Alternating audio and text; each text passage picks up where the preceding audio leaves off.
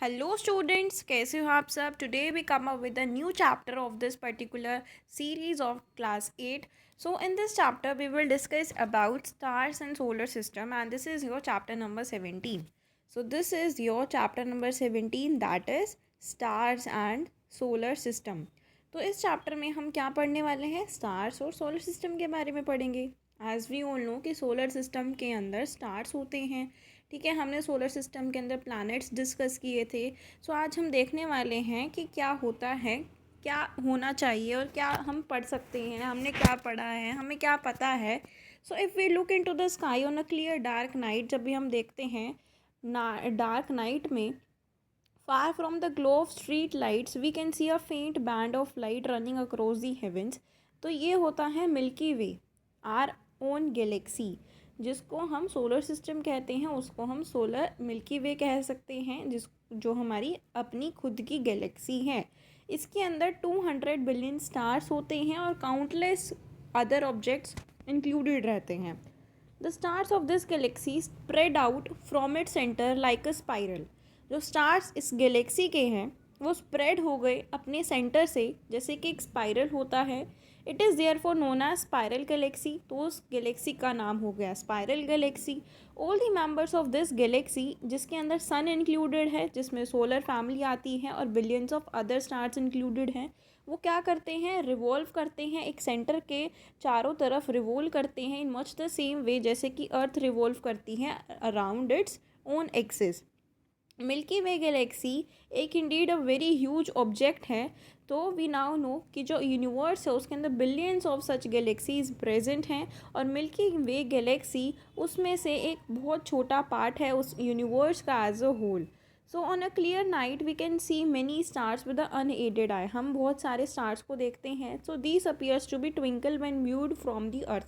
जब हम हमारी छत पे टेरेस पे खड़े होके नाइट में स्काई में देखते हैं तो हमें बहुत सारी ट्विंकलिंग ऑफ स्टार्स दिखते हैं, वो ट्विंकल कर रहे होते हैं. So apart from the stars और मून हम देख सकते हैं कुछ bright objects in the night sky. So these how ever do not twinkle. तो इनको क्या कहेंगे, प्लैनेट्स कहेंगे. प्लैनेट्स ट्विंकल नहीं करते. The word planet is of Greek origin. Greek origin से इस वर्ड प्लैनेट का ओरिजिन हुआ है जिसका मतलब होता है वंडरर्स.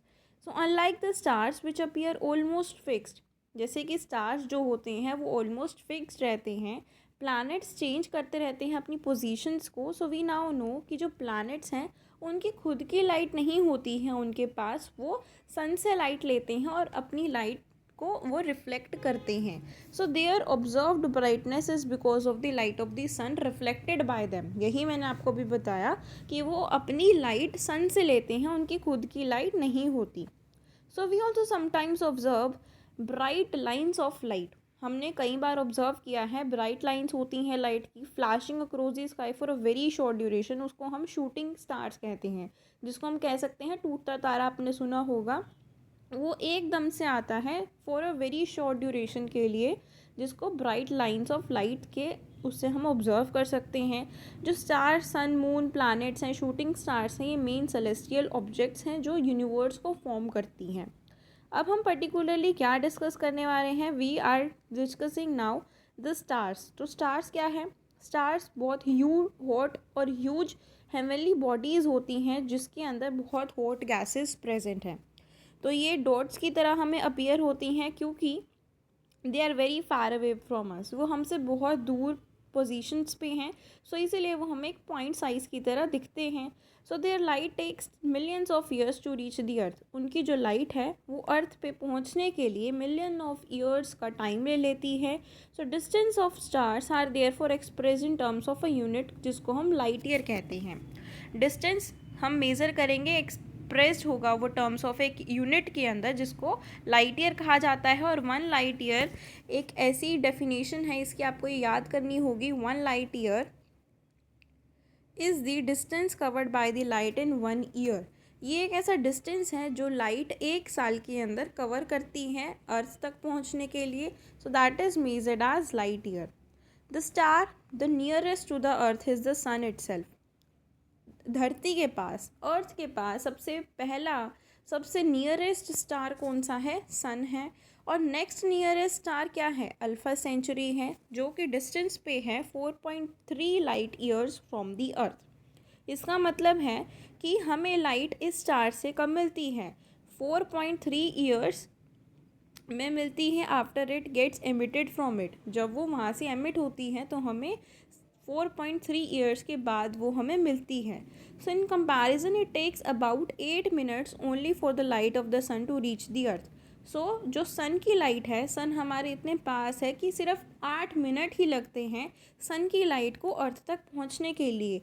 सो सन का जो डिस्टेंस है अर्थ से वो नियरली कितना है, 8 × 60 × 3 × 10⁻8 metre, that is measured as 1.44 into 10⁻11 metre, and इसको हम लिख सकते हैं 14.4 10⁻7 किलोमीटर। सो ये है 14.4 crore kilometres, and we must remember that there are countless other stars whose light reaches us in much longer time, ranging from thousands of years to even billions and millions of years. बहुत सारे ऐसे stars हैं जिनकी light को पहुंचने के लिए बहुत साल लग जाते हैं। सो उसको हम रेंज करेंगे थाउजेंड से ईयर्स तक। So the majority of the stars are compare to the distance of the sun. बहुत सारी स्टार्स हैं यूनिवर्स के अंदर और हम उसे डिस्टेंस ऑफ द सन से कंपेयर करते हैं million of times farther away from us. So it is for this reason that nearest star हमारा सन है, जो कि एक बिग स्फेरिकल बॉल लगता है हमें, but the other stars appear like dots और पॉइंट्स ओनली, क्योंकि वो हमसे बहुत दूरी पे हैं।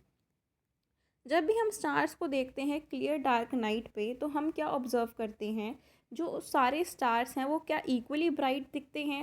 So do they appear to have the same colour, क्या वो सेम कलर दिखता है हमें, नहीं। जो कलर होता है स्टार का वो डिटरमाइन होता है उसके सरफेस टेम्परेचर से। तो स्टार्स के पास लोअर टेम्परेचर होता है जिसका वो रेड दिखते हैं, जिनका टेम्परेचर हाई होता है वो हमें वाइट दिखते हैं, और जिनका बहुत ज़्यादा टेम्परेचर होता है वो ब्लू दिखते हैं। So size और color of the stars changes with the brightness and the temperature. Size और कलर जो है उनके ब्राइटनेस के अकॉर्डिंग और टेम्परेचर के अकॉर्डिंग चेंज होता रहता है। After the sun it is the star Sirius, जो कि ब्राइटेस्ट स्टार है नाइट स्काई के अंदर, और Alpha Centauri third brightest star है नाइट स्काई के अंदर, ठीक है। So all the stars including the sun move around some celestial point. सभी स्टार जिसके अंदर सन भी इंक्लूडेड है वो सेलेस्टियल पॉइंट के अराउंड मूव करते रहते हैं बहुत ज़्यादा स्पीड के साथ।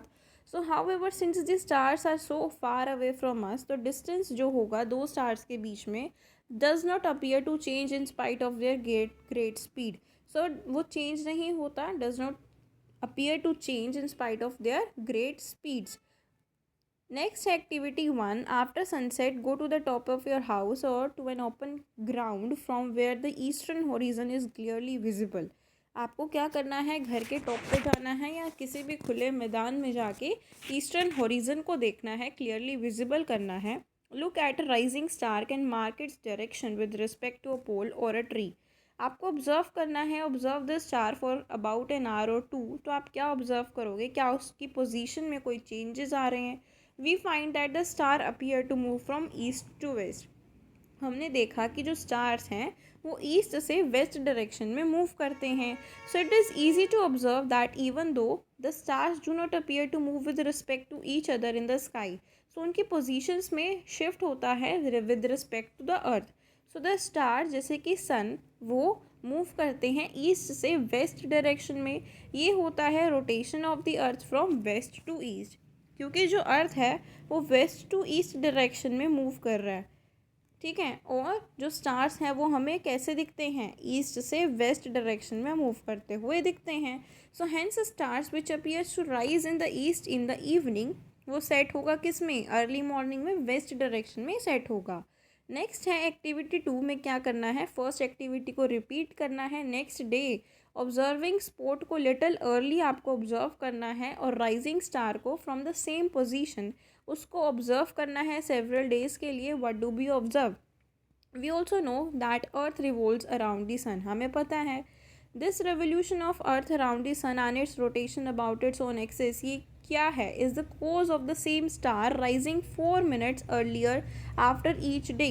ये कौन सा कोज है, कौन सा कारण है कि जो सेम स्टार है वो राइज करता है 4 minutes earlier after each day, हर दिन 4 मिनट पहले राइज होता है। तो इससे हमें क्या पता चला कि जो ओवरऑल सेटअप है स्काई का चेंज होता रहता है एवरी नाइट।